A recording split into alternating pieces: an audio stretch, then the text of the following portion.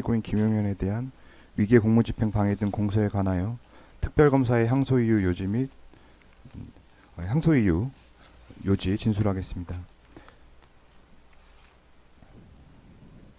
공소 사실 및 원심 판결의 요지입니다. 피고인은 2024년 12월 2일경 비아폰의 사용 적격이 없는 민간인 노상원에게 제공할 것임에도 불구하고 경호처 차장 김성훈에게 사용 적격이 있는 피고인이 정상적으로 사용할 정부 비아폰이 필요한 것처럼 거짓말하여 같은 날 경호처 측으로부터 정부 비아폰 한 대를 교부받아 이를 노상원에게 전달하고 그 무렵부터 2024년 12월 4일경까지 노상원과 수회 비아폰 통화를 하여 위계로서 경호처 담당 공무원들이 정부 비아폰 관리 등에 관한 정당한 직무집행을 방해하였습니다. 또한 피고인은 비상계엄 해제 직후 향후 비상계엄과 관련하여 수사 대상이 될 것을 염두에 두고 이를 대비하고자 2024년 12월 5일경 개인비서 양호열에게 국방부 장관 공관 2층에 있는 서류, 노트북 및 개인 휴대전화를 파기하도록 지시하고 이에 양호열은 피고인의 지시에 따라 위 서류, 노트북 및 개인 휴대전화를 파기하여 피고인은 양호열로 하여금 피고인과 대통령 윤석열 등의 내란 관련 형사사건에 관한 증거를 인멸하도록 교사하였습니다.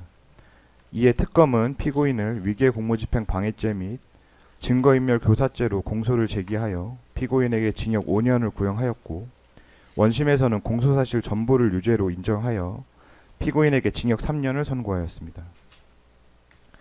이와 같은 원심에 대해 특검은 양형부당을 이유로 항소를 제기하였습니다. 자세한 양형부당 항소 이유 설명드리겠습니다. 원심은 위계 공무집행 방해죄에 대해서는 국방부 장관으로서 높은 직업윤리가 요구됨에도 이 사건 범행을 저지른 사정, 암호자재 취급 인가를 받지 아니한 노상원이 암호자재인 비아폰을 사용하는 결과가 초래된 사정, 국방부 장관이라는 지위를 이용하여 경호처의 비밀통신 체계를 침해한 안보 관련 범행이라는 점에서 죄질이 매우 좋지 못한 사정을 피고인에게 불리한 정상으로 참작하였습니다.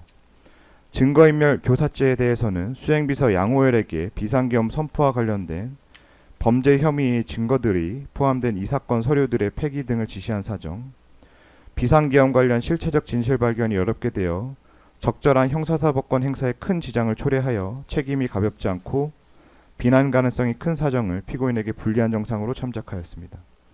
반면 피고인에게 유리한 정상으로는 이 사건 당시 형사처벌을 받은 전력이 없는 사정을 참작하였고 이상과 같은 여러 정상 자료를 종합하여 피고인에게 징역 3년을 선고하였습니다.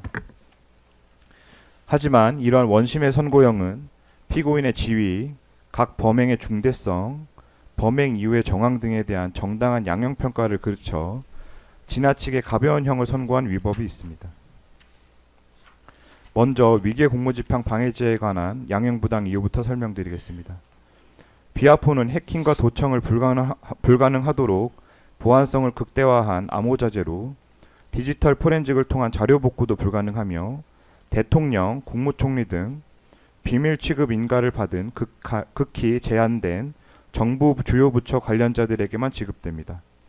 그럼에도 피고인은 12상 비상계엄과 관련하여 민간인 노상원과 연락하기 위해 비밀 취급 인가를 받지 않은 무자격자인 노상원에게 비아폰을 지급하는 이 사건 범행에 이르게 된 것입니다. 따라서 국가의 비밀통신 체계와 그 보안성을 심각하게 침해한 이 사건 범행 그 자체의 중대성과 범죄로 인해 발생한 위험성을 고려할 필요가 있습니다.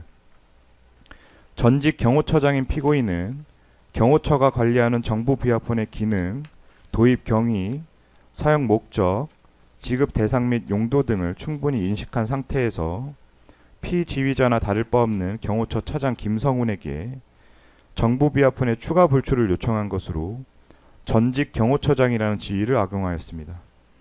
또한 비아폰은 12상 비상계엄에서 내란죄 공범들의 핵심적인 연락수단으로 사용되었고 피고인도 이 사건 범행으로 불출받은 정부 비아폰을 노상원에게 전달하여 노상원과 비상계엄 전후로 수차례 비아폰으로 통화했으며 불출 과정에서 민간인 노상원이 사용한다는 사실을 숨기고자 비아폰 사용자를 테스트 예로 설정하였습니다. 피고인은 비상계엄 해제 즉시 노상원으로부터 비화폰을 회수하기도 하였습니다. 이 사건 정부 비화폰이 경호처의 관리 범위를 벗어나 민간인에게 전달되어 비상계엄 상황에서 비정상적인 지시 보고의 수단으로 활용되었다는 사실을 은폐하고자 하는 주도 면밀한 모습까지 보였습니다. 다음으로 증거인멸 교사죄에 관한 양형부당 이유 설명드리겠습니다. 피고인은 국가의 존립을 위태롭게 하고 민주적 기본질서 자체를 직접 침해하는 내란 사건의 증거를 인멸하였습니다.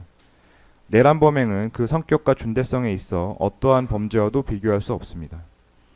내란 사건의 1심에서 주요 가담자인 윤석열 전 대통령은 무기징역, 피고인은 30년, 노상원 전 정부사령관은 18년 이렇게 각각 선고받았는데 이러한 선고형을 보더라도 내란 사건의 중대성을 확인할 수 있습니다. 피고인은 국방부 장관으로서 윤석열 대통령과 함께 주도적으로 비상계엄을 계획 준비하였고 그 과정에서 계엄 선포문, 포고령, 대국민 담화문 등 중요 계엄 문건의 작성에 관여하였습니다. 하지만 피고인의 이 사건 증거인멸 교사 범행으로 인하여 피고인으로부터 어떠한 계엄 관련 문건이나 자료도 확보할 수 없었습니다. 피고인 또는 윤석열 대통령으로부터 계엄 문건을 전달받은 계엄 관련자들로부터만 계엄 문건을 확보할 수 있었을 뿐입니다. 결국 피고인은 내란 사건의 실체 규명에 있어 가장 핵심적인 증거들을 인멸한 것입니다.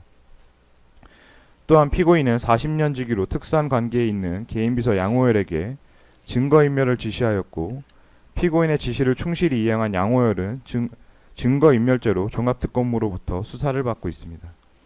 이와 같은 피지휘자에 대한 교사범행은 피고인에게 불리한 정상으로 가중하여 양형에 고려할 필요가 있습니다. 마지막으로 범행 후의 정황에 관하여 설명드리겠습니다. 윤석열 전 대통령 등에 의한 내란 외환 행위의 진상규명을 위한 특별검사 임명 등에 관한 법률 내란특검법 제11조에서는 1심 판결 선고를 공소 제기일로부터 6개월 이내에 하여야 한다고 규정하고 있습니다.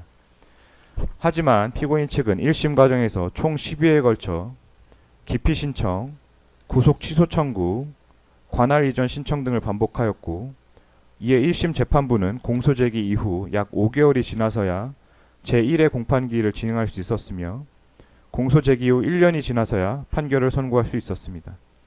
피고인 측에서 고의적으로 재판을 지연시킨 것입니다.